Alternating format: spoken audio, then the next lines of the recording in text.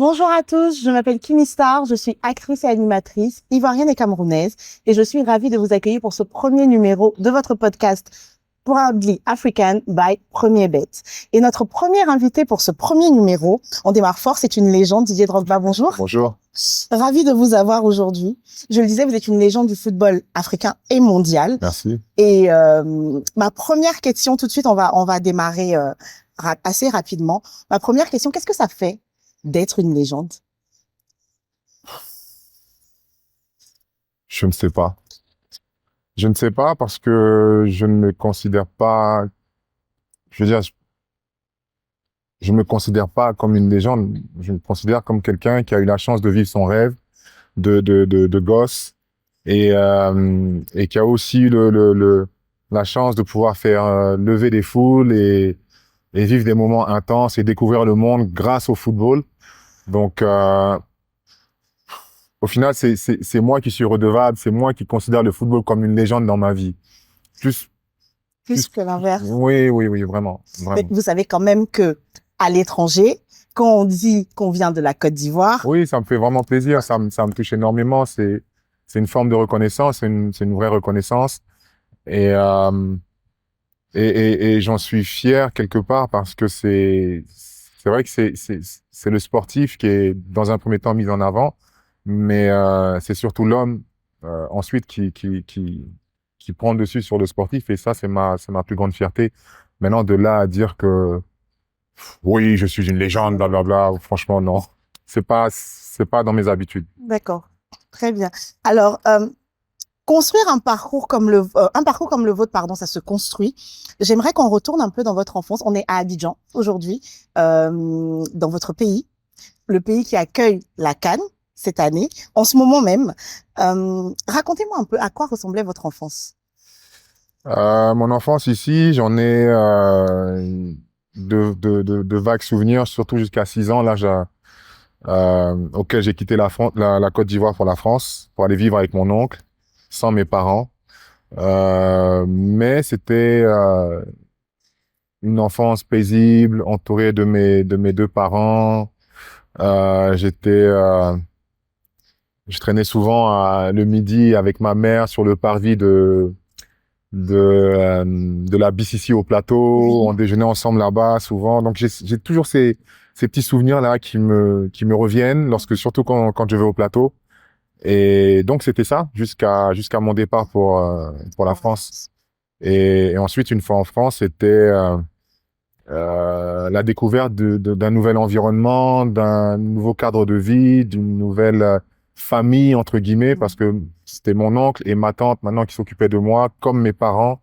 Et ça a été, je pense, c'est à cette période-là que j'ai reçu les bases de mon éducation de manière complémentaire à ce que faisaient mes parents aussi.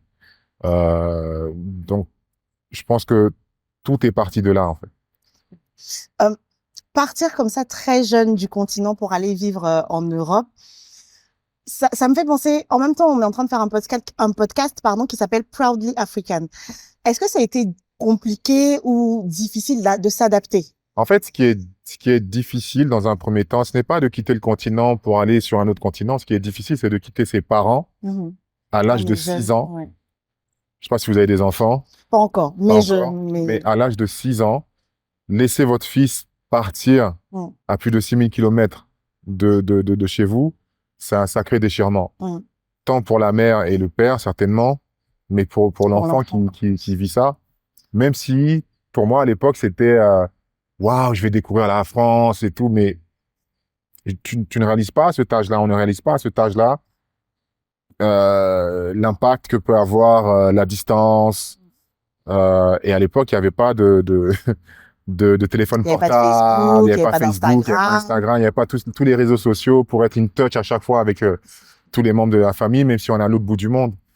Donc ça a été difficile, mais je pense que c'est quelque chose, c'est une expérience qui m'a formé, qui m'a servi, puisqu'ensuite j'ai été capable de m'adapter très rapidement. À chaque fois que je déménageais, j'ai eu une adaptation qui s'est faite assez rapidement. Et lorsque je changeais de club, ça m'a beaucoup aidé aussi. Ça m'a aidé à très rapidement m'acclimater. Et c'était quoi, du coup, les rituels pour garder le contact? C'était les appels? C'est des appels pas fréquents, une fois par mois, une fois tous les 2 mois, si le téléphone passe, si Bah, la ligne est bonne. c'est vrai. Ou Des lettres sinon, aussi, les lettres. peut-être, oui. Voilà, les lettres. C'était ça. Avec des dessins, je Avec suppose. des dessins, avec beaucoup de fautes d'orthographe et tout, mais avec, voilà, c'était authentique. Vous en avez encore, vous? Quelques-unes, oui. Oh, c'est beau. Ça doit être Quelques-unes, beau. oui. Alors, dites-moi, à quel moment dans ce parcours-là, du coup, s'intègre la passion du foot? Je pense que la passion du foot vient déjà parce que mon oncle, lorsqu'il rentre, il vit en France et lorsqu'il rentre de temps en temps en Côte d'Ivoire pour rejoindre l'équipe nationale, il passe quelques jours avec nous et là, je me dis, waouh, c'est un sportif de haut niveau, il représente son pays et waouh, il m'inspire. Ensuite, il va jouer en France. Alors, pour ceux qui ne savent pas, votre oncle, c'est Michel Goba, il a joué en équipe nationale, il était dans le groupe de Côte d'Ivoire 84 lorsque la CAN a été organisée ici. Donc, c'est ça et ça vient tout doucement. Et lorsque j'arrive en France, j'assiste pour la première fois à un match dans un stade Ok.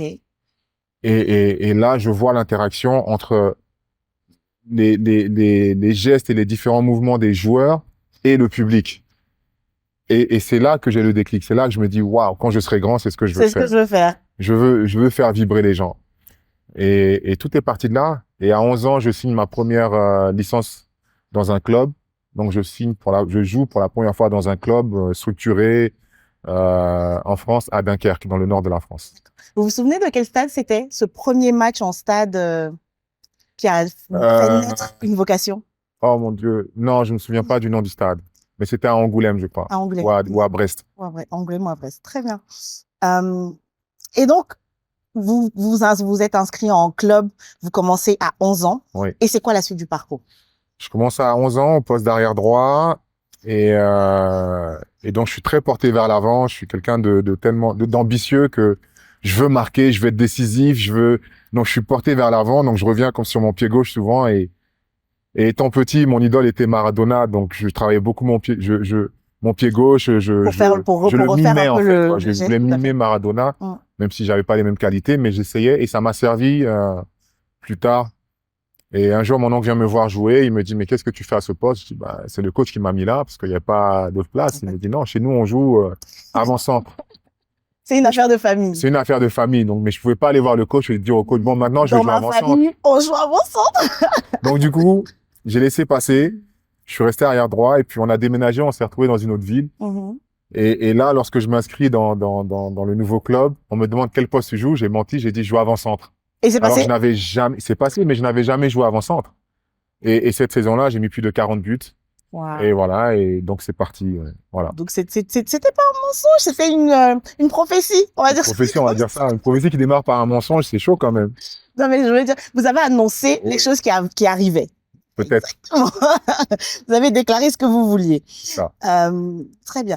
Et est-ce que vous auriez souhaité être en académie? Est-ce qu'à l'époque, déjà, il y avait des académies, des clubs de formation ici en Côte d'Ivoire? Non, j'ai pas le souvenir qu'il y avait des centres de formation ici en Côte d'Ivoire. J'ai eu l'opportunité d'intégrer des centres de formation en France, mais mon père n'a jamais voulu. Il faut savoir que mon père n'a jamais voulu que je joue au football parce que pour lui, à l'époque, c'était pas un métier. Malgré la carrière de l'oncle? Malgré la carrière de l'oncle, parce que la carrière de l'oncle a été semée de blessures, de difficultés. Il a beaucoup joué en deuxième division. Les salaires à l'époque, c'était pas les salaires d'aujourd'hui, donc et il a dû arrêter sa carrière à cause d'une blessure. Donc mon père étant très prévoyant et faisant très attention à ça, étant très très juste et dur aussi, a voulu m'éviter certaines déconvenues que mon oncle a vécu. Donc il a tout de suite dit non, moi c'est l'école et vu qu'il n'a connu lui son succès, sa réussite que par les études, donc pour lui c'était le chemin à suivre et je le remercie d'avoir insisté, même si à l'époque je comprenais pas et que je l'en ai beaucoup voulu. C'était difficile? C'est difficile parce que lorsque tous les recruteurs de France sont prêts à vous accueillir dans leur On centre. parle de quel centre? On parle de quel... Des centres de formation, de clubs. Et puis j'étais à deux doigts aussi d'intégrer euh, l'INF de Clairefontaine. Ok. C'est qu'à l'INF, c'est l'élite vraiment du football français qui se retrouve là-bas. Beaucoup des grands joueurs de Dont l'équipe nationale Thierry sont passés Henry, par là. William Gallas, Nico Anelka, et j'en passe encore. Toutes les grandes Et donc, stars françaises qui ont été championnes de France et donc et qui font Clairefontaine vous partie de ma approche génération. et papa dit non. Oui, parce qu'il dit qu'il m'a pas envoyé en France pour jouer au football, mais pour les études. Mhm. Donc c'est très clair, ça me met un coup au moral, parce qu'à 13 ans, j'ai quand même, je commence à avoir clair, et bien sûr, prétentieux que je suis à cet âge-là, sûr de moi, je vois déjà un avenir Mhm. dans le football, mais après, c'est important de suivre ce que disent les parents. Et donc, vous avez suivi ce que disaient les parents. Ah oui, oui. Jusqu'à quel âge? Jusqu'à mes 18-19 ans. Donc, 18-19 ans, vous êtes Je à jouais dans quel des niveau? clubs amateurs. Je Vous jouais jouez dans en des club clubs amateurs en amateur région parisienne, et en à parallèle Levallois-Perret, et en parallèle, je continuais mes études. des études en? J'ai fait un cursus classique, et ensuite je suis parti en milieu professionnel, en lycée professionnel. J'ai fait un bac pro comptabilité. D'accord. Voilà, et en fait, j'ai fait en sorte d'accommoder un peu mon programme pour que je puisse me concentrer à mon football, mais tout en gardant quand même les études parce que c'est important pour mes parents, mais pour moi surtout. Pour moi, donc j'ai fait en sorte de me donner les moyens de pouvoir accommoder un tout petit peu mon programme pour pouvoir vivre ma passion. J'entends que, je me trompe peut-être, mais j'entends que c'était important pour vous que vos parents soient fiers de vous. Comme tout enfant, Mm. comme tous les enfants du monde, les premières personnes à qui on veut plaire, ce sont nos parents. Je vois encore mon fils qui a à peine 10 mois. Dès qu'il nous voit, il essaie de se lever, il veut montrer qu'il peut y arriver. Et c'est ça, toute notre vie, c'est ça. On veut que nos parents soient fiers de nous. Donc, oui, on essaie de leur faire plaisir, on essaie de leur montrer qu'on est capable de se réaliser et de les rendre fiers. Parce qu'il y a rien de plus beau pour un enfant de voir ses parents fiers oui, de soi. Donc, rendre ses parents fiers et puis rêver la carrière de Maradona aussi. C'est ça. C'était un peu C'est compliqué, hein? c'est ça. C'était les deux moteurs de votre Les jeunesse. deux moteurs de ma jeunesse, en effet, oui. Et comment se passe le switch? À quel moment vous vous dites, bon, ça y est, je quitte la compta, je me lance dans le foot? Lorsque je reçois mon premier contrat professionnel et qu'enfin je sais que j'ai une certaine sécurité de 3-4 ans et que je peux m'engager et que je vais devoir m'engager de manière quotidienne dans ce métier. Donc là, oui, je décide de m'engager à fond et de mettre ensuite mes études de côté pour vivre pleinement de ma profession parce que ça devient mon métier. Ce n'est plus une aspiration, mais là, c'est une réalité, c'est mon métier. C'est un métier, un vrai métier, À part entière, oui. avec un contrat, Oui. un salaire et des horaires d'entraînement. C'est ça. Comment ça se passe du coup de basculer je pars en cours, je m'entraîne un peu les soirs, les week-ends de temps en temps, à je me lève le matin, j'ai un planning. Je suppose que c'est comme ça en club professionnel. J'ai un planning d'entraînement assez strict, un régime, je suppose aussi pour garder la forme. Comment ça se passe cette adaptation? Alors, ce qu'il faut savoir, c'est que je venais du milieu amateur, donc de Levallois-Perret, où je m'entraînais une fois, voire pas du tout la semaine. Et comme je faisais partie des meilleurs, donc le week-end, le coach m'appelait, s'il te plaît, viens, je mets mes 2-3 buts, je rentre chez moi, au calme, comme on dit. Et de là, je bascule et j'arrive dans un club professionnel où là, tu t'entraînes tous les jours. Tous les jours. Donc, mon corps, au début, ne suit pas. Mon corps a eu du mal à suivre. J'ai eu beaucoup de blessures. Vous avez quel âge à ce moment-là? J'ai 19 ans. Okay. Ce qui est tard, puisque à 20 ans, mes amis comme Thierry Henry sont eux champions du monde parce qu'ils ont suivi ils sont tour INF, enfin Clairefontaine, tout ça. Donc eux sont champions du monde en 98 et là où moi je suis, j'ai à peine vu les portes du professionnalisme et je démarre donc J'ai eu des blessures, j'ai encore même les séquelles C'est vrai encore aujourd'hui? aujourd'hui. Oui, j'ai 2 broches dans chacune de mes pieds là. Aux chevilles? Oui, au 5e métatarse, c'est le doigt de Oui, pied, là, ok. voilà, sur le côté. Des 2 côtés, j'ai 2 Des broches. broches. J'ai eu la cheville cassée avec une grosse broche, une vis, un clou en fait, c'est une vis, une vraie vis Qui est encore dans votre cheville qu'on a vous l'avez qu'on a enlevé? enlevé avec le Ok. temps, mais tout ça a fait partie en fait de mon apprentissage du milieu professionnel et l'exigence du milieu professionnel où le corps est mis à rude épreuve de manière quotidienne et on vous en demande toujours plus, un peu plus chaque jour. Donc, il a fallu s'adapter à ça et il m'a fallu, moi, je pense, 3 ans pour Ah vraiment. oui, quand même. Ah oui, oui, oui. C'est pas venu. Les gens parlent de Didier Drogba, mais avant de devenir Didier Drogba, il y a eu Didier avec ses galères, avec son questionnement, ses doutes, sa force intérieure, et, et, et, et voilà, et les aléas de la vie, comme vous en avez eu Bien dans votre sûr. parcours, comme les caméramans ici en ont dans leur parcours, comme j'en ai encore aujourd'hui. Euh, Vous commencez du coup une carrière pro à 19 ans. Est-ce que vous me dites vous-même, c'est un peu tard, techniquement. Oui. Il y a des métiers comme ça, que ce soit la Non, j'ai télé. signé professionnel à 21 ans. Ah oui, ciné professionnel à Ouais. 21 ans. Donc, de 19 à 21, j'étais stagiaire. Ok. Donc, ce sont des contrats d'1 an, de courte durée. Donc, à la fin de la saison, je peux être renvoyé du club. Donc, il y a cette incertitude. Mhm. Et surtout avec les blessures à répétition que j'avais, ils Oui, auraient on pu peut se perdre dire, confiance en moi en se disant, bon, il est ton fragile, corps suit pas. il n'a pas le profil. Sachant que derrière, il y a des joueurs qui poussent et qui performent. Donc, j'ai eu la chance d'avoir des encadreurs vraiment patients avec moi. Mais je pense que c'est aussi mon éducation et tout le respect que je leur ai donné pendant toutes ces années-là qui a fait que, au lieu de tout de suite prendre la décision de me faire partir, ils se sont dit, bon, on va lui donner une chance parce que bon, c'est un garçon bien. Voilà. Donc, ça aide de bien se comporter avec son entourage. Ça aide. Ça aide de bien se comporter avec son entourage. C'est important d'être apprécié. C'est important de donner du respect lorsqu'on en veut. Mhm. Lorsqu'on veut recevoir du respect, il faut au minimum donner ce respect-là. Sans attendre quelque chose en retour, mais c'est la moindre des choses. Et ça, c'est quelque chose de très précieux pour moi, que j'ai reçu de la part de mes parents et que j'essaie de transmettre à mes enfants. Donc, 21 ans, contrat professionnel, c'est tard. C'est Est-ce que tard. vous n'avez pas peur?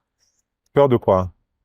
Je sais pas, de se dire que ça va pas marcher, Ah comment oui, est-ce que oui, je vais me oui, oui. Ah oui, oui, retourner? plusieurs fois, parce que euh, mes parents sont venus en France en 1992. Et donc, ils vivaient à Levallois-Perret dans un 12 mètres carrés. Et donc, on était 6 dans un 12 mètres carrés. Mes parents ont fait le regroupement familial. Mon père a fait venir ma mère et mes frères et sœurs. Donc, on était tous ensemble. Ma mère était enceinte de son 6e enfant. Donc, on est dans un 12 mètres carrés, là. C'est la bagarre. Mon père dort dans le lit avec ma mère et mon dernier petit frère.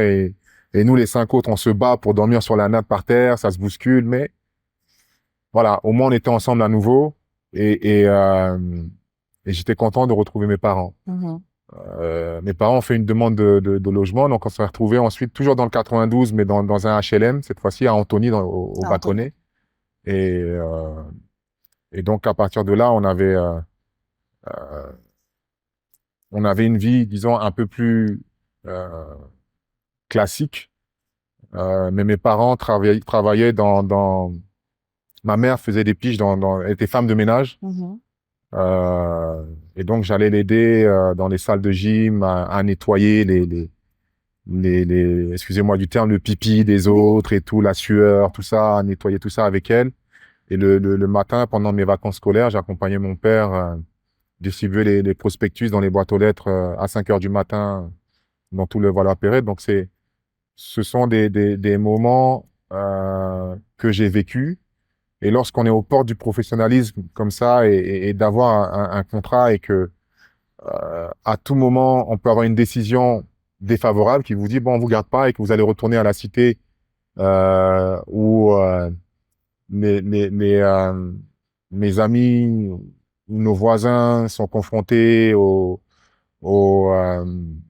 aux difficultés de la vie en cité.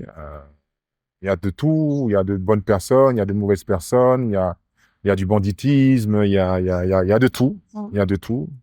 Et que retourner là-bas ne serait pas forcément une bonne chose pour moi. Donc, on se donne tout, on met tout en œuvre pour pouvoir réussir, même si ça n'aurait pas été un problème de devoir retourner là d'où je viens, entre guillemets, je me serais quand même battu pour réussir autrement.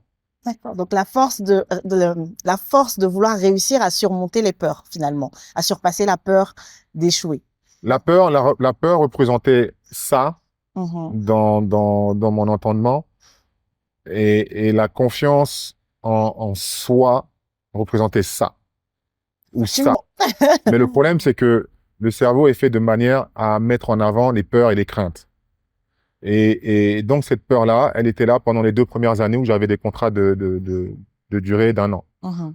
Euh, Lorsque j'ai signé professionnel, 3 ans ou 4 ans de contrat, on respire un peu, on se dit, bon, là, maintenant, je vais pouvoir travailler, les peurs vont disparaître, vont s'estomper, et je vais pouvoir donner la pleine mesure de mon talent. Et donc, ce premier club où vous signez professionnel, c'était Le Mans. Le Mans. Ensuite, vous partez à Marseille. Oui. C'est ça? Non, Hein? non, non. Non. Le Mans d'abord, en 2e division. Donc, je fais mes premiers pas professionnels. Je marque mes premiers buts. Pour la première fois, j'ai un maillot avec mon nom floqué au dos. Quel numéro? C'était numéro 21. D'accord. Avec mon nom floqué au dos, vous pouvez pas savoir ce que ça représente d'avoir son nom écrit sur un maillot dans le vestiaire, comme ça, qui nous attend. Là, on se dit, ouais, ouais. We made it. Ouais, I've made it. Like, de l'âge de 6 ans jusqu'à maintenant, à 20 ans, 21 ans, ça y est, je suis comme les autres maintenant. Mhm. Et là, on se dit, OK, le plus dur commence, mais au moins, on est là. On est là. Et donc, après, donc Le Mans. Le Mans, Guingamp. Guingamp en Bretagne, qui a été un club particulier pour moi parce que c'est le club qui me fait découvrir la Ligue 1 française. On a joué le maintien les 5 derniers mois, donc je suis arrivé en 2001, je crois. Donc on joue le maintien les 5 derniers mois, on arrive à se maintenir. Ce sont mes premiers matchs en première division. Je marque pour mon premier match en première division. Et, sur 12 matchs, je crois que je mets 3 buts. Ce qui pour moi était content, sachant que j'étais remplaçant en 2e division Mhm. et que j'arrive en première division, l'entraîneur me met titulaire. OK. C'est un... C'est un glow-up. Oui, mais c'est une vraie responsabilité. Parce que physiquement, je suis pas prêt. Mhm. Je ne suis pas prêt parce que je ne joue pas beaucoup. Et là, d'un seul coup, on me met titulaire. Donc, je finissais les matchs vraiment exténué, parfois avec des crampes.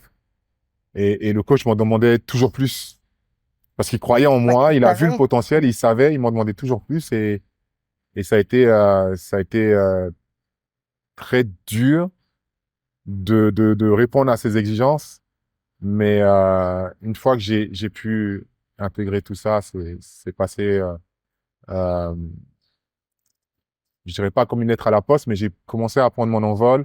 La saison d'après, j'ai mis 17 buts en Ligue 1. Et de là, tous les grands clubs français s'intéressent à moi, dont Marseille. Non, Marseille. Et donc, ensuite, Marseille. Marseille, je signe 5 ans. Et au bout d'1 an, bah, je pars en Angleterre. Voilà, parce que ça a été une saison exceptionnelle, intense, dans tous les sens du terme, que ce soit dans ma relation avec les fans, que ce soit sur le terrain, avec mes différents buts et exploits. Et c'était mon club de cœur depuis tout petit. Donc, pour moi, j'ai réalisé un rêve de pouvoir jouer dans le club de Bernard Tapie, de Basile Boli, d'Antoine Bell, d'Abedi Pelé. Et je voulais être the next African to play there. Voilà. Et donc, je suppose que c'est autour de cette période-là qu'arrivent les gros chèques, les premiers gros chèques. Qu'est-ce que vous faites de votre premier gros chèque? Le premier? Le tout premier. Gros chèque? Oui. Ah, il était pas gros, hein? Ah! C'était il y a longtemps, il y a prescription. On peut parler des montants ou pas? Le tout premier chèque où vous dites, ah ouais, quand même. Attendez, mon premier chèque était un chèque allez, 5 500 euros. D'accord. J'étais en deuxième division, ma première paye. Et qu'est-ce que vous en avez fait? Bien sûr, comme tout jeune homme hyper intelligent, très structuré, j'ai tout dépensé dans les fringues, De et belles tout. baskets. Les belles baskets, les belles Timberland, le bon blouson Scott, le bon 501 et tout. Et puis à la fin du mois, bah mince, on peut pas payer le loyer, Ah on zut. peut pas payer les factures d'électricité. Et puis un beau jour, paf, on te coupe le courant et puis tu dis mince, ah ouais, en fait ça coupe. Ah d'accord, ok, Ok. en fait voilà, faut On que va reset. on va reset, on reset et puis voilà, on apprend Mhm. la vie en autonomie, la responsabilité, et puis ça met du temps, mais ça vient, ça part, ça revient, et puis après on se structure et puis on évolue. Mais oui, à Marseille, forcément, quand on passe de la deuxième division et 2 ans et demi après, on se retrouve en première division dans le plus grand club français de l'histoire du football français. Forcément, oui, c'est un jump incroyable. Je me rappelle plus des montants, mais je me faisais chambrer par un kiné marseillais qui me disait Didier, tu es la plus grosse arnaque du football français parce que euh, Pourquoi? du jour au lendemain, comme ça, d'un un simple paysan breton se retrouve à Marseille, dans le sud de la France, en faisant x10, x15, x100, x50. Il me chambrait à chaque fois comme ça. Mais je lui répondais toujours que euh, le salaire est proportionnel à la qualité ou au talent du joueur. Oh, j'aime beaucoup. Le salaire est proportionnel à la qualité ou au talent. On rigolait, bien sûr, hein. On rigolait à chaque fois, mais ouais, c'est pour vous dire que tout travail mérite salaire, Mhm. toute progression mérite aussi reconnaissance. Et je pense que ce salaire-là, qui oui, pour moi, était énorme à C'est l'époque, c'était la reconnaissance de tout le travail que je fournissais, tous les efforts que je fournissais au quotidien pendant toutes ces années. Revenons à Abidjan, revenons en Côte d'Ivoire. Vous le disiez tout à l'heure, il y a 40 ans, Mhm. la CAN était organisée ici. Est-ce que vous en avez des souvenirs? Est-ce que vous y avez participé? Non, non. Les souvenirs que j'ai, je n'ai pas participé à ça, j'étais très jeune, très petit. Mais les souvenirs que j'ai sont des photos. Des Mhm. photos de l'album de mon oncle, où les éléphants avaient tous, c'était avec je crois, il y avait encore les Maisons Pascal à l'époque. Ils jouaient tous avec des foulards là attachés autour du cou. D'ailleurs, je me Ah demande oui, je me pourquoi. souviens de cette photo. Oui, Voilà. ça Les faisait shorts très, étaient hyper sexy. très On court. voyait des muscles très courts et tout. Les joueurs jouaient sans protège tibia parfois et c'était C'est notre des époque. monstres physiques. C'était une autre époque. Et voilà, ces photos-là m'ont permis de m'imprégner de l'ambiance, de l'atmosphère à l'époque. Et puis, quelques années après ça, c'est les souvenirs que j'ai pour moi, l'équipe nationale, c'est Chantal Taïba, c'est Gadji Seli, leurs chansons, ayo, ayo, ayo. Et puis Gadji Seli aussi. Bon, tout ça, vraiment, a créé des souvenirs forts en moi et qui sont restés ancrés et qui le sont encore aujourd'hui et qui m'ont orienté vers l'équipe nationale de Côte d'Ivoire Aussi. aussi. Et du coup, qu'est-ce que ça fait de recevoir la CAN à la maison? Vous voyez, vous me posez la question, les frissons me viennent. C'est fort. 40 ans après, il y a une petite déception, un petit pincement au cœur parce que j'aurais aimé que ma génération joue la CAN ici en Côte d'Ivoire C'est vrai? sur de telles pelouses. Elles sont magnifiques dans de Dans si beaux de si beaux stades stades. et dans une telle ambiance. On n'a pas eu cette chance. À chaque fois, on a été dans l'adversité à l'extérieur, que ce soit en Égypte, que ce soit au Gabon, que ce soit au Ghana. Même malgré le soutien de nos supporters, c'est pas la même chose que de jouer Que chez de jouer à soi. la maison. Et, et, euh, et malgré tout, on est fiers. Je suis très content parce que on a l'occasion de montrer au monde entier ce qu'est la Côte d'Ivoire. Où est la Côte d'Ivoire sur cette carte? Puisque les gens demandent souvent où est la Côte d'Ivoire. Maintenant, ils savent parce que oui, ils ont Drogba, mais on a aussi des stades, on a aussi des joueurs, on a aussi des personnalités ici qui font l'honneur de la Côte d'Ivoire partout dans le monde. Je parlais par exemple de Magic System, Absolument. qui est l'hymne avec leur chanson Magic in the Air, est l'hymne de la Coupe du Monde 2018, repris partout dans le monde. Et voilà, on a plein de personnalités dans ce pays. Et aujourd'hui, grâce à cette CAN qu'on organise en Côte d'Ivoire, le monde entier sait maintenant où se situe la Côte d'Ivoire. Et on est d'accord, la coupe reste à la maison. On va tout faire pour que la coupe reste à la maison, même si on a mal débuté. Le plus important, c'est la fin. Tout à fait. De façon générale, qu'est-ce que vous pensez de cette compétition cette année? Mais c'est une très belle compétition. De façon générale, je pense que les retours, ce qui est intéressant, c'est d'avoir les retours des pays qui viennent ici, des supporters qui viennent ici, participent à cette CAN. D'un point de vue,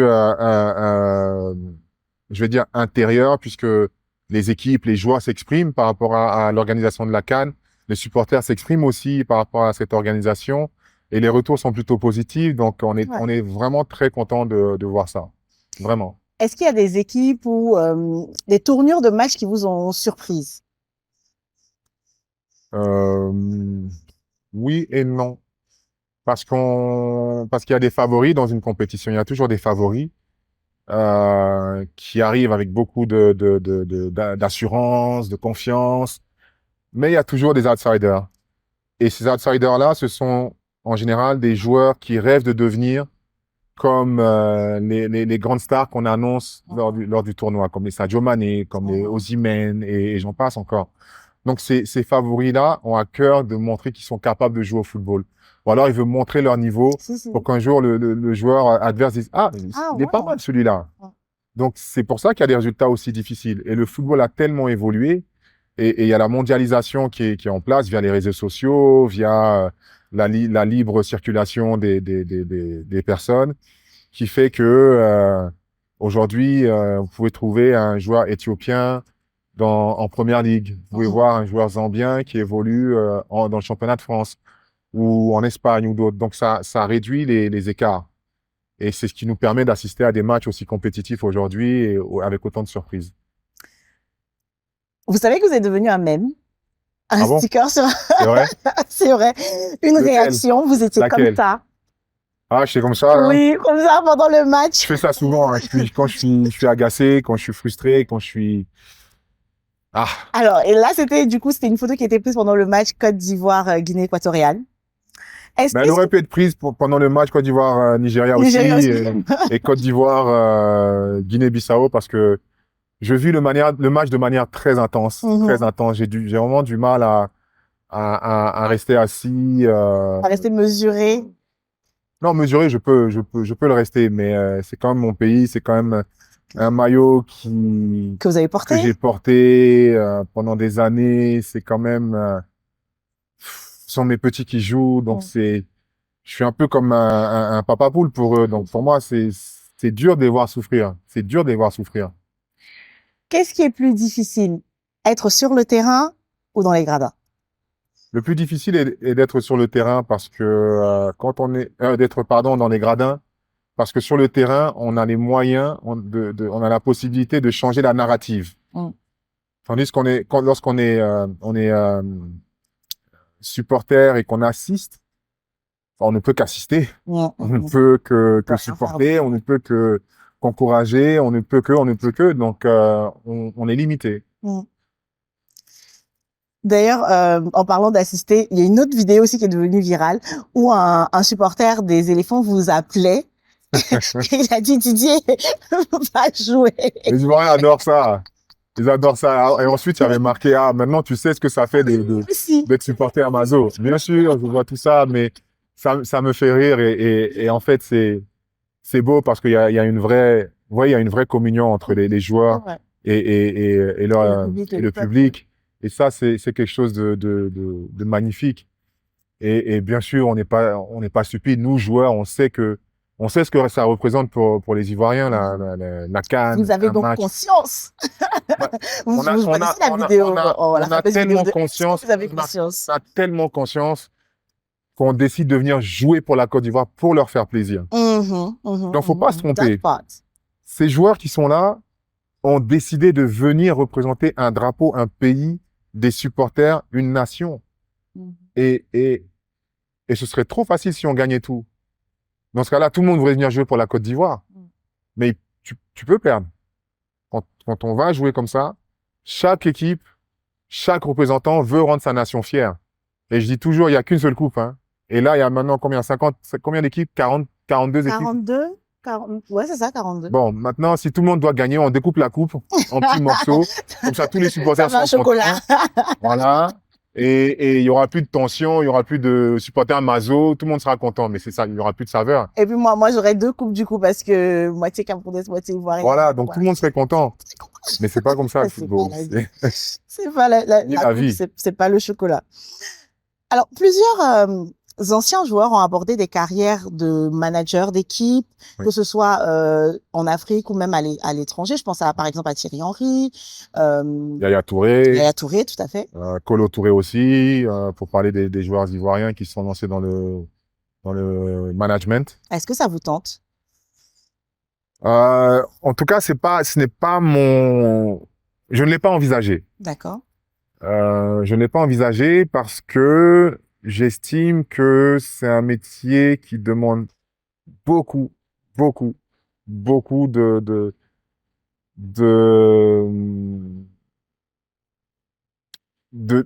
don de soi. Mhm.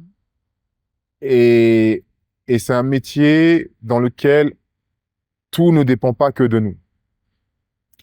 Et la responsabilité, malheureusement, est souvent portée par l'entraîneur, là où les performances du terrain ne sont pas forcément Le reflet. le reflet de la semaine de travail. OK? Et je suis tellement orgueilleux que oui, je pourrais le faire, mais sur une courte durée. Mais en faire mon métier ouais, j'ai déjà plus de cheveux. Alors, si jamais je me lance dans le métier de coach, qu'est-ce que je vais faire? Comment je vais faire? C'est fini. Mais moi, je suis sûre que même les supporters de Chelsea seraient d'accord hein, pour que vous veniez. Alors, pour une courte durée, je pourrais l'envisager. Donc, envisager Mais pour ça, il faut passer des diplômes. aussi. Et il faut avoir une légitimité.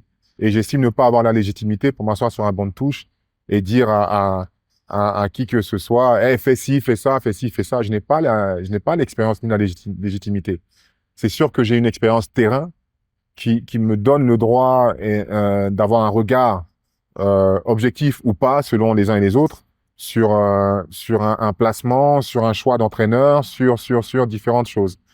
Mais de là à dire que je veux être coach, moi j'ai beaucoup de respect pour les entraîneurs parce qu'un entraîneur ne sait pas si, pendant la semaine, là, il ne sait pas toujours si son joueur est blessé ou pas, parce que le joueur peut cacher une blessure. Ça arrive? Ah oui, pour pouvoir jouer, Pouvoir un jouer joueur quand même, peut et cacher pour une pousser ses blessure. limites. Pousser ses limites et ensuite se blesser gravement et être absent pendant 5-6 mois. Et qui pâtit de ça? Le coach. Un joueur peut s'embrouiller avec sa femme chez lui, le coach n'est pas au courant, il a dormi dans le canapé, il n'est pas en forme, mais le jour du match, il n'est pas performant, le coach ne sait pas. Qui on pointe du doigt? Le coach. Je suis pas prêt à ça. Bon, Je veux assumer mes prises de position, mes décisions. Je suis prêt à les assumer. Et je pense qu'en tant que leader, j'ai eu la chance d'être un des leaders de l'équipe nationale et un des leaders de toutes les équipes dans lesquelles j'ai évolué.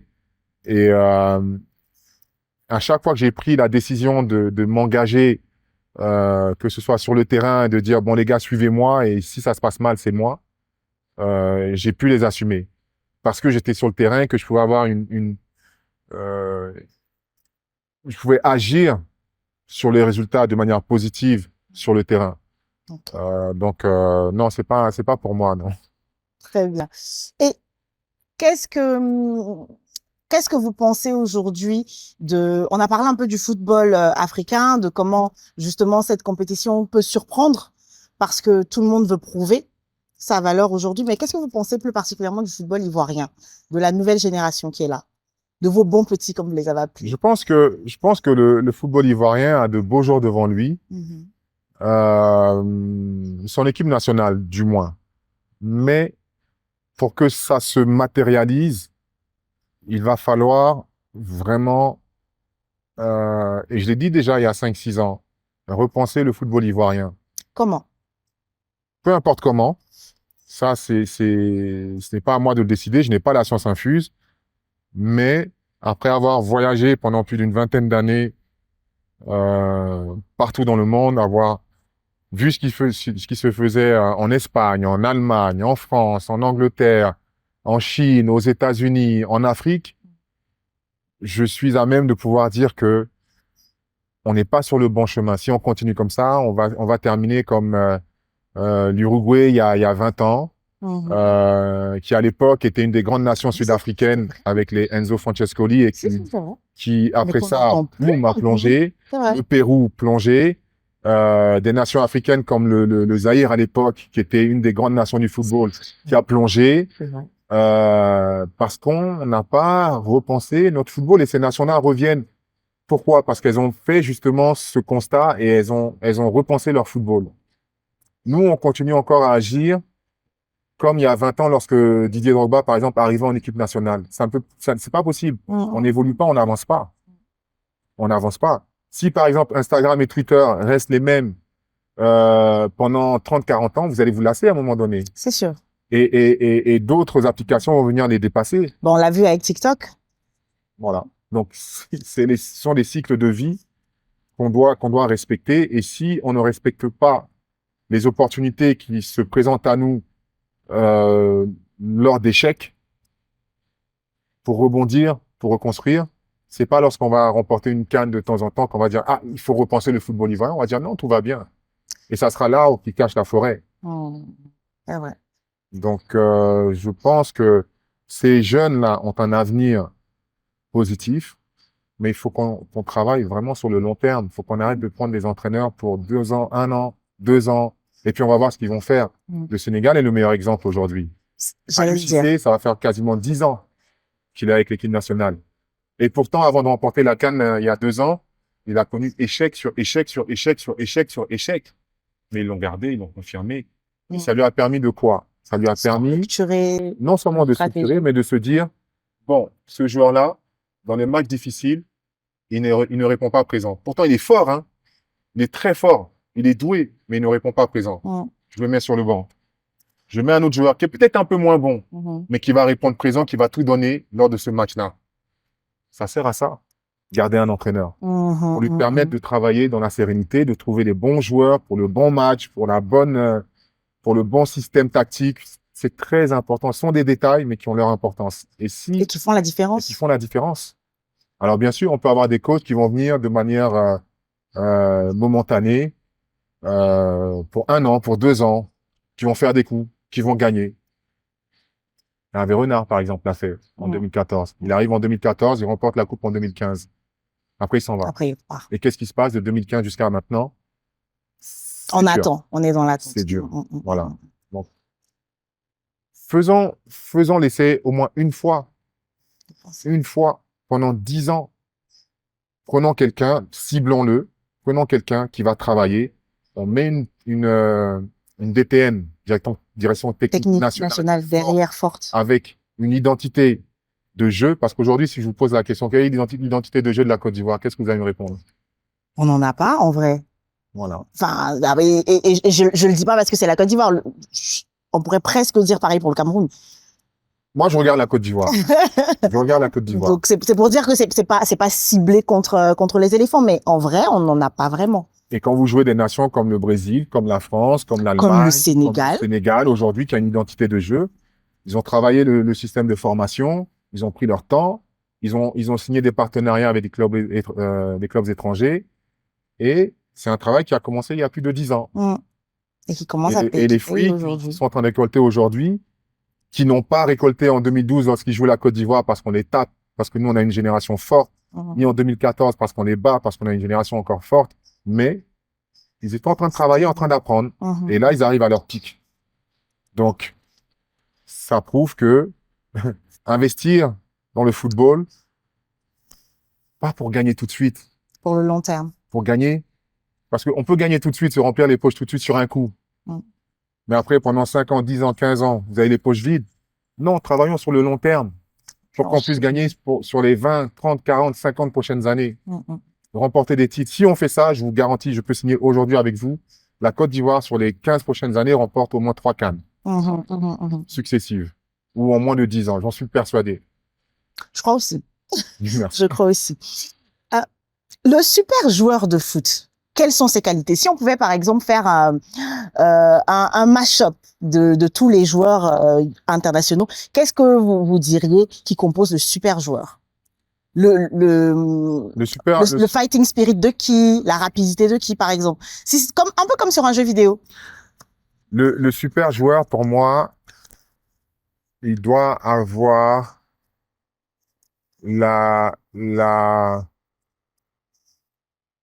la folie d'un Diego Maradona, d'un Eric Cantona, euh, d'un, pour ne citer que. Il doit avoir le génie d'un Diego Maradona, d'un Ronaldinho, d'un Messi. Mhm. Il doit avoir l'éthique de travail d'un Cristiano Ronaldo, Mhm. d'un Frank Lampard, d'un Yaya Touré, pour ne citer que. Et il doit avoir la folie et le côté joueur d'un Ronaldo Fenomeno, d'un Ronaldinho, d'un Didier Drogba. Aussi. Et il doit avoir cette l'humilité. Il doit avoir l'humilité. Tous les joueurs du monde doivent avoir l'humilité d'un Zinedine Zidane. C'est vrai. Voilà. Très bien. Donc, on a la recette. Maintenant, allez en cuisine et bon courage. Ça, c'est autre chose.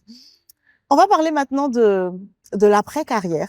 Vous êtes un jeune retraité, en tout cas retraité des terrains, mais Oui. très actif. On vous a vu commenter les matchs, on vous a vu animer le Ballon d'Or. Est-ce que vous allez le refaire, le Ballon d'Or? Le Ballon d'Or, oui, c'est quelque chose qui me fait vraiment plaisir parce que je prends du plaisir d'abord à le faire. Et puis, c'est un petit challenge pour Mhm. moi, quoi. Juste vraiment pour m'amuser. Et je le fais vraiment pour m'amuser. Et, et je voulais arrêter l'année dernière parce que je me suis dit, ah, c'est bon, j'ai réussi à le faire. Je Ça y est, c'est fait, check. check, je me suis lancé un défi. Est-ce que tu es capable de présenter une telle cérémonie Mhm. et de te prendre pour Nikos et tout? Et puis, bon, je l'ai fait. Voilà, vraiment, vraiment, mais Et bien fait, véritablement, vraiment, je c'était le bien fait. faisais vraiment en m'amusant. Mhm. Et c'est pour ça, c'est peut-être pour ça que ça s'est bien passé parce que euh, la première fois, je l'ai fait de manière détendue. Donc, les gens étaient cléments parce que c'était la première. Et puis, on se dit, bon, un ex-footballeur et tout. Ouais, il sait s'exprimer, blablabla. OK, il n'y a pas de problème.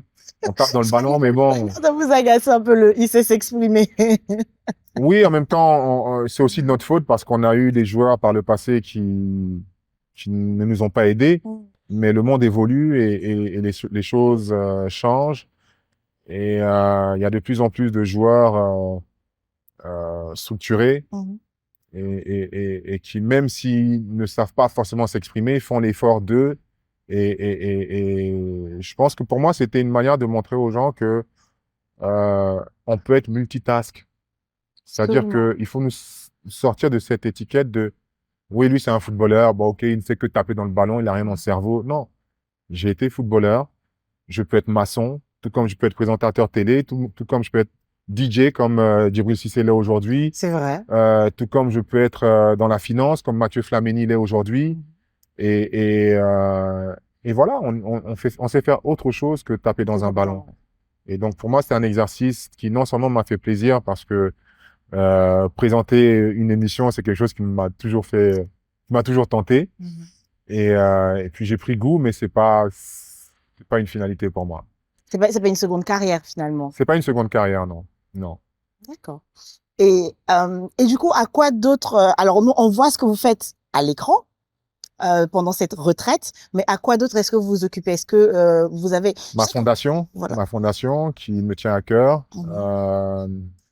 qui traite des sujets comme l'éducation, la santé et le développement durable. Donc, ce sont des sujets d'actualité.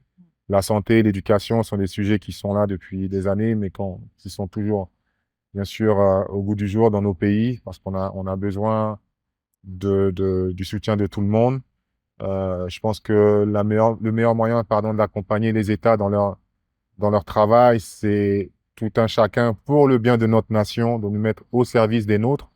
Et je pense que c'est une manière pour moi aussi de rendre aux Ivoiriens, aux Africains, tout l'amour qu'ils me donnent et que je reçois au quotidien. Donc, oui, on essaie de construire des écoles, on essaie de construire des centres de santé, de mettre à disposition des cliniques mobiles pour les populations rurales qui n'ont pas forcément accès aux villes et aux soins. Donc, c'est quelque chose qui me prend du temps, mais qui me passionne. Et je développe d'autres activités à côté aussi. C'est-à-dire que là, je démarre au début février, là, le 2-3 février, je suis propriétaire d'une écurie de courses de bateaux électriques. Donc, Ok. toujours en rapport avec tout le sujet sustainability, euh, pour, euh, pour montrer qu'on peut avoir des sports De de course, vitesse. des sports de vitesse, mais tout en respectant la faune marine et l'écosystème marin.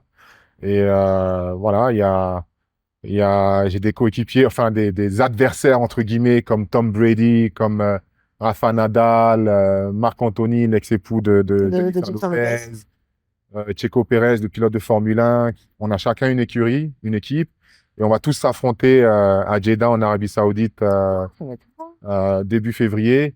Donc voilà, je suis un jeune retraité, mais très actif, très occupé, et parce que je ne sais pas rester chez moi à ne rien faire.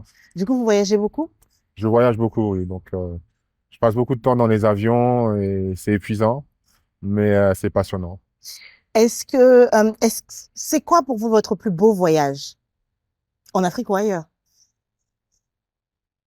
Pour moi, un voyage est beau lorsqu'on est accompagné des personnes avec qui on a envie d'être. Et pour moi, les plus beaux voyages, ce sont les moments que je passe avec ma femme, mes enfants et les souvenirs qu'on crée lors de ces moments-là. Mm. Vous avez une destination comme ça en tête?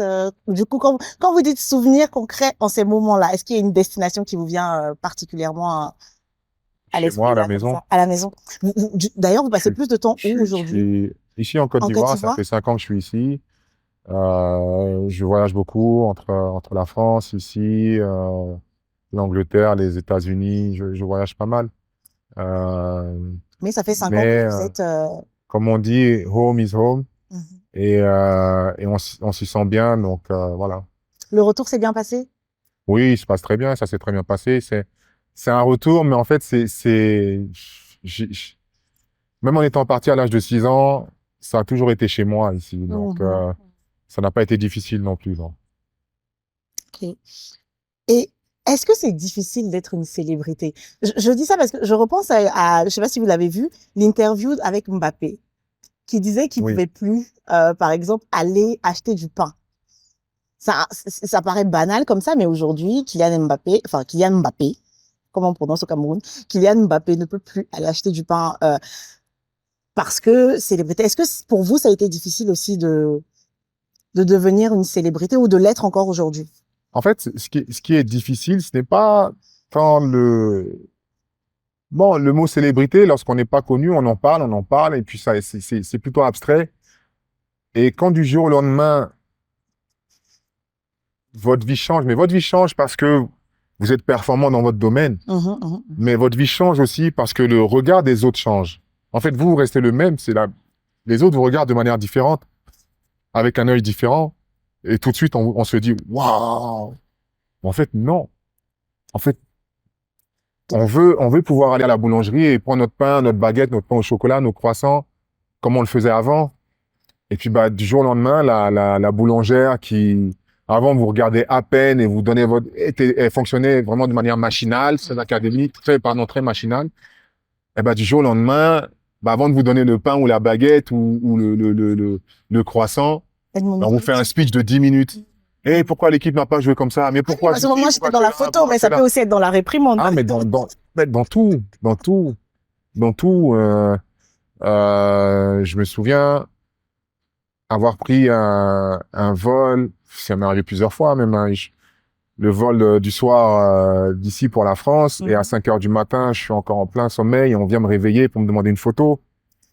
Là, c'est dur. Et qu'est-ce que vous avez fait ce jour-là? Bon, on essaie d'expliquer de manière très gentille et très polie, en serrant le visage comme ça. Que ça va être Que, possible. non, voilà, quoi, je veux dire, ça va pas, quoi, ça va pas, là. Donc, mais en général, les gens comprennent. Les gens comprennent, quand on est très pédagogue, les gens comprennent, mais c'est vrai que le plus difficile, c'est le regard des gens qui change vis-à-vis de vous, et souvent, on ne sait plus qui est qui. Qui vient nous voir, pourquoi, dans quel but, pour notre bien ou pour leur propre bien. Et là, le travail qu'on a à faire, c'est celui-là, c'est d'arriver à percevoir les bonnes et les mauvaises personnes. Et la difficulté est là. Vous avez perdu des amis quand vous êtes devenu célèbre? Oui, mais c'était pas des amis. On dit comme ça.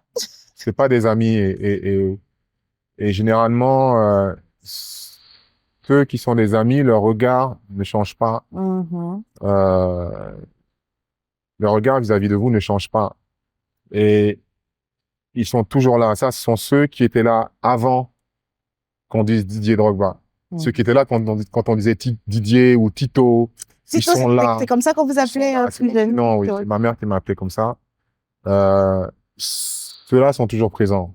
Mais les autres que j'ai rencontrés en cours de route, certains sont encore là parce qu'il y a bien sûr de magnifiques personnes parmi elles. Mais certaines personnes sont encore là. Mais d'autres... et ça, c'est la sélection naturelle. Et j'adore ça. C'est vrai. Ouais, le tri se fait naturellement. Donc, on n'a même pas besoin de s'égosiller. Oui, d'avoir des conversations. Non. Pourquoi ça se fait tout seul? Non.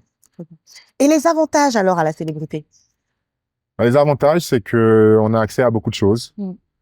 On se voit offrir des verres, on se voit offrir des vêtements, on se voit offrir des chaussures, on se voit offrir plein de choses. Parfois, c'est gênant. On nous permet de passer devant les autres. Alors, quand il y a une queue ça vous gêne immense, un peu quand il y a une queue immense et qu'on fait... non, mais Regarde. c'est gênant parce que j'ai été dans cette position aussi. C'est vrai. Donc, je vous le dis, nous, on change pas. C'est le regard des autres qui change. Donc, on nous autorise des faveurs, on nous critique aussi, mais les gens ne savent pas ce qu'on vit au quotidien. Je rencontre des personnes qui ont dit, allez, Didier, la dernière photo. Dernière photo pour lui, mais pour moi, il m'en reste 2000 encore à faire. Donc, faut vivre avec ça. C'est pas facile, mais je pense que il y a plus d'avantages à performer et à vivre cette célébrité que d'inconvénients quand même. Et c'est quelle est l'action qui vous manque le plus, en guillemets, que vous ne pouvez plus faire? Kylian Mbappé disait que lui, c'était acheter du pain. Vous, ce serait quoi? Bon, il y a beaucoup de choses que je ne peux plus faire. Mais est-ce qu'il y en a une qui vous manque particulièrement? Je pense alors, pendant 20 ans, j'ai pas pu mettre un pied dans un cinéma, par exemple. Oh, wow. Pour moi qui, en plus, suis actrice aussi, ouais, ce serait dur. Ce serait très dur. J'ai mis beaucoup de temps à pouvoir retourner dans un cinéma et pouvoir m'asseoir tranquillement et vraiment regarder mon film, profiter et tout, avec mes enfants. J'ai mis du temps. Ce sont d'ailleurs eux qui m'ont poussé à y aller. Je leur dis, à retenter l'expérience. Ça va être difficile. Et en fait, on appréhende. On appréhende. Et puis après, je me dis, bon, une fois la carrière terminée, c'est plus chill, c'est plus tranquille. Mais en fait, non. Pas du tout. Mais on va pas s'en plaindre quand même. Je pense que, je le répète, il y a plus d'avantages que d'inconvénients. Donc, on dit merci à Dieu. Quel conseil vous donnerez à un jeune, pas forcément qui veut se lancer dans le foot, mais un jeune qui cherche un peu sa voie, qui ne sait pas encore vraiment ce qu'il veut faire dans la vie, mais qui sait qu'il a une forte envie de réussir, de percer? Bah déjà, il est en mode entrepreneuriat, parce qu'en fait, c'est de l'entrepreneuriat.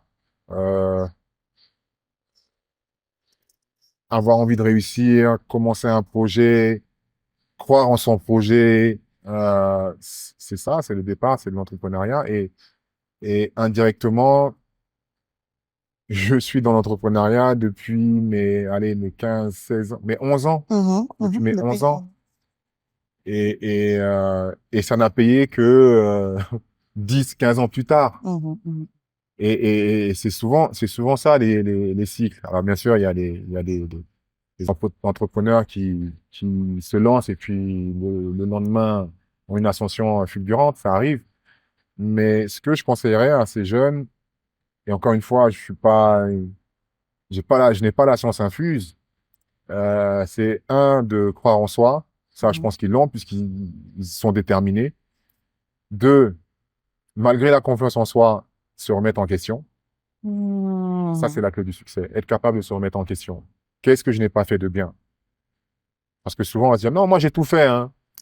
Mais ce sont les autres, bon, c'est J'ai le tout coach. essayé. Moi, j'ai tout essayé, mais lui, il n'a pas voulu me financer, ou lui, il n'a pas voulu ceci, et truc. Et, toujours avoir ce côté, joueur, mais compétiteur en même temps.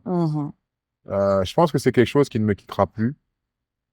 De par les différentes rencontres, de par les différents entraîneurs que j'ai eus, de par mes différentes performances, les différents challenges que j'ai eu à relever, c'est quelque chose qui ne me quittera plus et je pense que c'est un bon bagage que j'aime avoir avec moi. L'autre bagage que j'apprécie beaucoup, c'est cette capacité d'adaptation. J'en parlais tout à l'heure lorsque je dis que j'ai dû m'adapter à chaque fois dans une nouvelle ville. En changeant de ville, en changeant de club, Oui. etc. Donc, c'est le sport en général, c'est l'école de la vie en fait. Voilà, je peux résumer ça ainsi. Le sport, c'est l'école de la vie. Et j'ai appris d'ailleurs que vous étiez un coach très rigoureux. Je l'ai Ah, appris en regard. ah bon? Ah, J'ai appris que vous étiez un coach très rigoureux. ah, vous voulez des Très résultats? difficile. On n'a pas de résultats sans suer. Donc, non, non, non, ça, c'est un petit clin d'œil à ma femme. Je suis J'ai beaucoup aimé. oui, c'est une vidéo qu'elle a postée pour me vendre, pour montrer à quel point j'étais dur avec elle. Mais croyez-moi, je suis pas dur, hein. Je suis quelqu'un de cool. J'ai plus tendance à croire la vidéo, Non, sincèrement. mais elle veut des résultats. Donc, Donc, voilà, il faut, y aller. j'essaie de remplir ma mission. Alors, on a donné les conseils aux jeunes. Maintenant, quels conseils vous donnerez à quelqu'un qui souhaiterait être un modèle pour la jeune génération? Waouh. Est-ce que vous pensez vous-même être un modèle pour la jeune génération? Commençons par là. Je ne sais pas si je suis un modèle pour la jeune génération, mais je pense que j'ai accompli certaines choses qui m'ont involontairement et inconsciemment euh, mis dans cette posture. Donc, je sais pas, oui, je sais que j'ai une responsabilité. Je me suis mis des responsabilités sans le vouloir. En fait, j'ai été moi-même. J'ai été moi-même et c'est peut-être ça j'ai toujours été moi-même. Euh, On m'a souvent demandé, non, mais tu sais, il faut faire ça, il faut les codes, et ceci, et cela. Ok, je le fais quand il le faut, mais j'essaye de rester authentique, de rester moi-même. Parce que au final, quand on enlève tout ça, là, tous ces artifices, tous ces interviews, le monde, quand on rentre chez soi et qu'on est face à son miroir, on sait qui est en face de soi. On ne peut pas se mentir. Donc moi, j'ai tout fait pour rester, je fais tout pour rester moi-même. Et ça plaît à certaines personnes. Donc je pense que certains se retrouvent où il y a des petites choses qui voient dans ma manière d'être, dans mon comportement, qui leur parlent. Et peut-être qu'ils essaient de s'inspirer de ça aussi, parce que j'ai réussi, entre guillemets, dans mon domaine et dans ma vie. Donc, C'est c'est ça une le conseil, finalement, être fierté pour soi-même. moi de pouvoir inspirer. Et c'est une responsabilité aussi en fait, de rester moi-même. C'est une sacrée responsabilité, mais en fait, c'est très facile pour moi. Voilà. Responsabilité, on va parler enfin de votre engagement envers la société à travers votre fondation. On l'a évoqué tout à l'heure, la fondation Didier Drogba. On a parlé un peu des actions, on a parlé de tout ce qui est éducation, santé, développement durable. Je sais qu'il y a un projet de Drogba Arena qui arrive. Est-ce que vous pouvez nous en dire plus? Non. Quand ça sera là, ça sera l'occasion de faire une deuxième interview, par exemple. Alors, parce que je crois que c'était en partenariat avec Premier Bet et du coup, ils voulaient que vous en Ah, parliez un petit peu. en fait, fallait botter en touche. Non, c'est eux ils ont dit que c'était bon. Non, non, non. Alors oui, effectivement, c'est ce projet. En fait, je n'aime pas trop parler de projet parce que souvent, on vous met les bâtons dans les roues avant que le projet ne soit réalisé. Et deux, tant que c'est pas fait, moi j'aime bien faire et puis dire voilà, j'ai fait. C'est pour ça que j'ai eu cette réaction. Mais vu qu'on est dans une interview avec mon partenaire Première Bête, effectivement, on peut en parler parce que j'ai déjà vu les dessins et tout. Et je pense que c'est vrai que beaucoup de gens disent mais pourquoi Didier Drogba, une figure aussi emblématique, incite les gens, les jeunes à parier. Alors, je pense que c'est une responsabilité de tout un chacun et c'est aussi la responsabilité des parents d'éduquer leurs enfants dès le plus jeune âge, puisque j'étais confronté au pari moi aussi dans mon jeune âge, mais mes parents m'ont éduqué et je n'ai pas suivi cette direction. Euh, et j'ai su faire la différence, à quel moment je peux commencer, à quel moment je dois m'arrêter. Et puis voilà, dans tout dans la vie, il faut être mesuré. De la discipline. Il faut de la discipline. Donc c'est cette discipline-là qui me permet de temps en temps de jouer. Et puis les paris, c'est quelque chose qui est dans le monde depuis des années, des années, des années-lumière même, je vais dire, parce que le monde a évolué comme ça. Mais il faut le faire de manière raisonnable. Et, et j'ai accepté justement parce qu'il y avait ce côté social où on redonne aussi aux communautés et créer des arénas pour que les jeunes puissent jouer, puissent pratiquer du sport. Lorsqu'on sait qu'aujourd'hui, plus de la moitié de notre population a moins de 25 ans, et cette jeunesse-là est inactive et tout le temps sur les réseaux en train de communiquer, mais ne pratique pas de sport. Il faut les pousser à ça et c'est aussi une alternative que Première Bête propose par la création de ces arénas. C'est important pour vous de redonner à la communauté? Oui, j'en ai parlé tout à l'heure. Tout simplement parce que j'estime être un privilégié. Et si je peux permettre à une ou deux personnes de pouvoir vivre le même rêve que moi, ou ne serait-ce qu'un instant rencontrer leur idole et vivre un moment exceptionnel, vraiment, si je sais ce que ça représente, c'est pour ça que je m'engage dans cette direction. Quel est votre plus gros regret? Mon plus gros regret, il sera sportif, parce que je n'ai jamais réussi à atteindre mes objectifs avec l'équipe nationale. Enfin, à atteindre un de mes objectifs avec l'équipe nationale. La coupe? Qui était de remporter la CAN. C'est sportivement mon plus gros regret. Oui. Et Est-ce que vous avez regretté d'être parti en 2015? 2014? En 2014, pardon. Ouais. Non. Non. Non, même parce que... malgré le fait qu'ils aient remporté la coupe juste après. Alors, je n'ai pas regretté mon départ parce qu'il s'est fait dans des conditions que je ne dévoilerai pas ici. Il n'y a même pas besoin d'en parler parce que ça fait partie du passé. Mais c'est vrai que j'aurais tellement... C'est pas un regret genre amer, j'aurais tellement voulu communier avec eux parce que je sais par où on est passé pour pouvoir gagner cette coupe-là. On est passé par tellement d'épreuves, on a vécu tellement d'injustices de la part de nos adversaires, mais aussi de la part de nos propres supporters qui nous ont qu'ils en ont tellement voulu, alors qu'on donnait tout à chaque fois, que j'aurais voulu être avec eux ce jour-là. Mais ma fierté, Et pareil, j'en Oui, ai pas des frissons. Ma fierté, c'est que tous ceux qui ont remporté cette coupe-là, à un moment donné, m'ont appelé et m'ont dit, le vieux, c'est pour toi. On l'a fait, c'est pour toi. Et ça, c'est ma plus grande fierté aussi. Donc, vous voyez, ça atténue mes regrets. Mm. Voilà. C'est la première fois que vous en parlez. En tout cas, c'est la première fois que je vous entends en parler.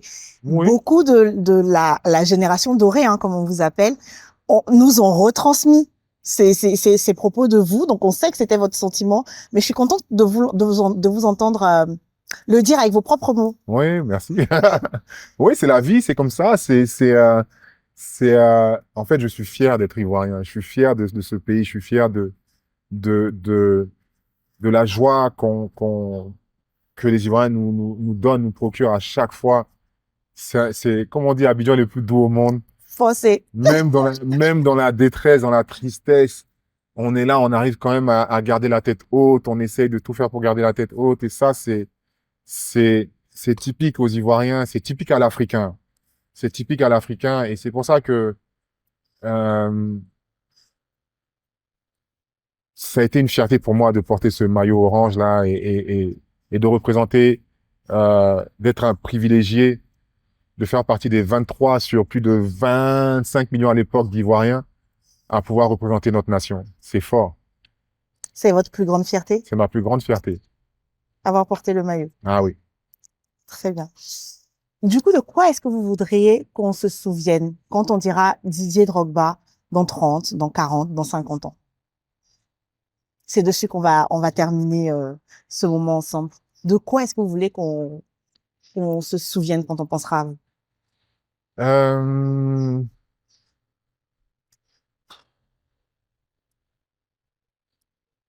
Vraiment, je sais pas, je vous renvoie à la question. Dans 40 ans, comment parlerez-vous de moi? Qu'est-ce que vous direz? C'est plus facile parce que moi, c'est difficile pour moi de dire, ouais, je veux qu'on me souvienne de ça, qu'on se souvienne de ça, ça. Oui, moi non plus, je m'y attendais pas. Donc, vous voyez la délicatesse. J'entendais pas ça. Alors, une Vous n'avez vraie... pas répondu, hein? Oui, j'y viens. Ah, d'accord. Une vraie question, par contre, que tout le monde m'a dit de poser quand on a su que j'allais vous rencontrer, c'est quoi la skincare routine? La skincare routine. Oui, tout le monde veut connaître la skincare routine. J'ai mis, comment on appelle ça? Je mixe le beurre de karité et puis un peu de crème neutre. Oui, C'est tout? c'est tout. Du beurre de karité, produit naturel. Et c'est tout. En fait, il n'y a pas de skincare routine. En fait, quand vous rencontrez ma mère, si vous rencontrez ma mère, vous comprendrez qu'en fait, voilà, c'est mon C'est frère. En fait. sanguinaire, comme Voilà, c'est sanguinaire, voilà. C'est sanguinaire, comme on dit. Voilà. C'est dans l'ADN, on va C'est dire. dans l'ADN. Donc, il n'y a pas de skincare routine, hein, il n'y a rien. Beurre de karité et puis une crème neutre pharmaceutique, c'est tout. Et puis boire de l'eau et s'occuper de ses oignons. Boire beaucoup d'eau. Boire beaucoup d'eau parce que en fait, le foie est un organe très important. Le foie, en fait, élimine, c'est comme la vidange, la poubelle du corps. Le foie élimine toutes les saletés qu'on a dans notre corps, toutes les toxines et sont ces toxines-là, lorsqu'elles restent, souvent on se retrouve avec vous voyez, des boutons dans le dos, on a il faut souvent régénérer le foie. Donc il y a des petites cures à faire pour avoir une peau plutôt saine. Voilà. Okay. Donc boire beaucoup d'eau, du beurre de karité et avoir les bons gènes de maman. Voilà, c'est tout. C'est bien. Et ce dont moi je me souviendrai toujours de vous, c'est votre authenticité, vraiment. Merci. Ça a toujours été, que ce soit dans dans vos célébrations de but, Ah. que ce soit dans vos célébrations de but à l'époque, que ce soit même dans vos interviews après, dans vos refus d'interview aussi. Ah ouais? C'est déjà arrivé que vous refusiez de parler. Et ça a toujours été non, non. Là, non. Et quand on entend ce non, on sait que faut pas pousser. C'est pas le moment, en fait. Voilà, c'est pas le moment. C'est pas le moment. C'est vrai. Je pense qu'il faut pas parler pour parler. Il faut pas être là. Faut pas être partout juste pour être partout. J'en vois pas l'intérêt. Et puis c'est redondant. Et puis je veux dire, se répéter à chaque fois. Au bout d'un moment, il y a même plus d'authenticité. Il y a plus rien. Donc, j'aime aborder des sujets importants. J'aime parler d'autres choses que de football aussi, parce que oui, ma vie a tourné autour du football et tournera toujours autour du football, mais j'ai d'autres centres d'intérêt et j'aime débattre, j'aime varier. Et est-ce que vous avez aimé cet échange? J'ai apprécié cet échange, oui. Merci beaucoup. J'en suis ravie. Merci beaucoup. Et j'ai apprécié que vous soyez le premier invité de Proudly African, le podcast by Première Bet. Merci de nous avoir suivis. Merci On vous beaucoup. dit à très bientôt. À Merci très de nous bientôt. pas. Merci. À bientôt.